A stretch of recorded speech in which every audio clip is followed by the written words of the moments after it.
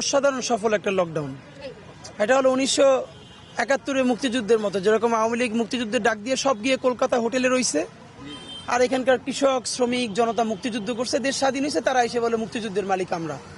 এখন তারা একটা অনলাইনে লকডাউন করতেছে। একজন দিল্লিতে, তার ছেলে আমেরিকায়, মানে পুরো বিদেশ বৈশা বাংলাদেশে পাচার করার টাকা খায়, ঘুমায়, আর অনলাইনে লকডাউন ডাকে, আর কতক্ষণ পর পর টেলিগ্রামে।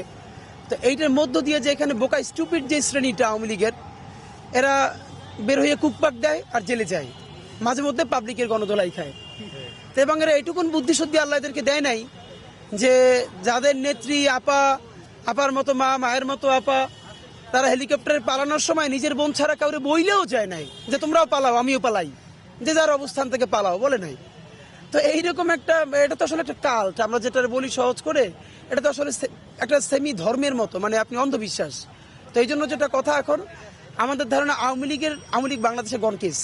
সে এর আগে অনেকবার চিন্তা করেছে, যে এর আগেও অনেকবার তার পুনরুদ্ধার ঘটেছে। দেখেন আপনি এইখানে খেয়াল করলে দেখবেন, আজকে আমরা কালকে সারা রাত ওই অঞ্চলে ছিলাম, ফজরের পর থেকে এখানে আছি, আপনি দেখবেন না, খুব চেহারায় বুঝবেন কেউ পলিটিক্যাল ফ্যামিলির ছেলে মেয়ে না, মানে পুরোই অ্যাপলিটিক্যাল যে জেনারেশনটা, তারা যখন সারা রাত জেগে ফজরের পর থেকে এখানে পাহারা দিচ্ছে, এর মানে আমাদের সেই অ্যাপলিটিক্যাল জেনারেশনটা পলিটিক্যাল হয়ে উঠছে।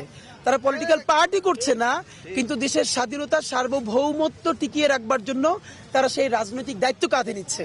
আওয়ামী লীগ যেরকম মুক্তিযুদ্ধ কুক্ষিগত করেছে, জুলাই গণ অভ্যুত্থান সেই মুক্তিযুদ্ধের মালিকানা এবার জনগণের কাছে ফিরিয়ে দিতে চায়।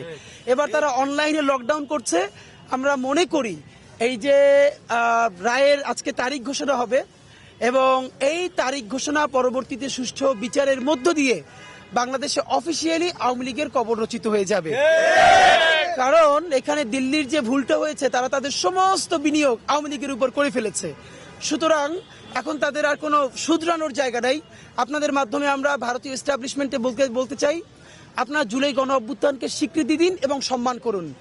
অতীতে যে ভুল করেছেন, সেই ভুল থেকে বাংলাদেশের মানুষের কাছে ক্ষমা চান, এবং জুলাইকে স্বীকৃতি দিয়ে আপনারা নতুন বাংলাদেশের সাথে সম্পর্ক গড়ে তুলুন। দেখেন আপনারা আমাদের প্রতিবেশী, আমরা আপনাদের সাথে ভালো প্রতিবেশী হিসেবে আপনাদেরকে চাই, কিন্তু আপনাদেরকে প্রভু মানি না। দেখেন আপনি কোনো দেশে প্রভুত্ব মানাইতে পারবেন না। আপনার পাশে শ্রীলঙ্কা আপনার হাতছাড়া হয়ে গেছে, নেপাল গেছে, ভুটান গেছে, এরপর আপনি পাকিস্তানি একটা মাতব্বরি কইরা যুদ্ধ করতে গেছিলেন, কিন্তু সেটা পাকিস্তানের সীমানা ওঠার আগেই সেটা ধপাস কইরা পড়ে গেছে, ফালাই দিছে।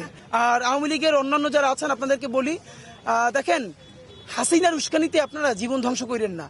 আজীবন তার উস্কানিতে ধ্বংস, সে কিন্তু ঠিক হেলিকপ্টারে পালাইছে, তার ছেলে কিন্তু আমেরিকায়, মেয়েও কিন্তু দেশে না। বাংলাদেশে পলিটিক্যালি আওয়ামী লীগ কোনোদিনই একটা রাজনৈতিক দল না, এটা একটা মাফিয়া দল, এবং বাংলাদেশে তার কোনো শিকড় নাই। দেখেন বেগম খালেদা জিয়াও কোন জুলুমটা নাই তিনি স্বীকার করেন নাই। তিনি কি বাংলাদেশ ছেড়ে গেছেন? তিনি বলেছেন আমার তো আর কোনো, আমি জেল খাটলে ওই দেশে, আমি বেঁচে থাকলে ওই দেশে। জামাতে ইসলামের নেতারা, তারা ফাঁসি হয়েছে এই দেশে, তারা লড়াইও করেছে গত 15 বছরের দেশে, গুম হয়েছে, খুন হয়েছে, ধর্ষণের শিকার হয়েছে, আয়না ঘরে গেছে, তারা তো দেশ ছেড়ে পালাই যায় নাই। অথচ তাদেরকে পাকিস্তানি বইলে সবসময় বলা হয়েছে, তারা তো পাকিস্তান যায় নাই, কিন্তু আপনি তো ঠিকই দিল্লি পালাইছেন। সুতরাং এই বাংলাদেশের সাথে আওয়ামী লীগের কোন শিকড়ের সম্পর্ক নাই। এই আওয়ামী লীগ দলটা বাংলাদেশে প্রতিষ্ঠিতও হয় না, এবং সে বাংলাদেশের রাজনীতিটা করেও না। সে নিজের ক্ষমতাকে কুক্ষিগত করার জন্য বাংলাদেশের স্বাধীনতা সার্বভৌমত্ব কেজি দরে দিল্লির কাছে বিক্রি করে দিয়েছে। এই জন্য আমরা বলতে চাই যে নতুন বাংলাদেশে সেটা আর হবে না। নতুন কোন দলও যদি এই পজিশন আওয়ামী লীগের নেয়, তাকে পুনর্বাসন করবার, তাকে এই যে জনতা দেখেন নির্ঘুম রাত থেকে আবার এখানে এসেছে, তারা তাদের প্রতিরোধের শিকার হবে। ভবিষ্যতের বাংলাদেশ শুধুই বাংলাদেশের স্বাধীনতার বাংলাদেশ।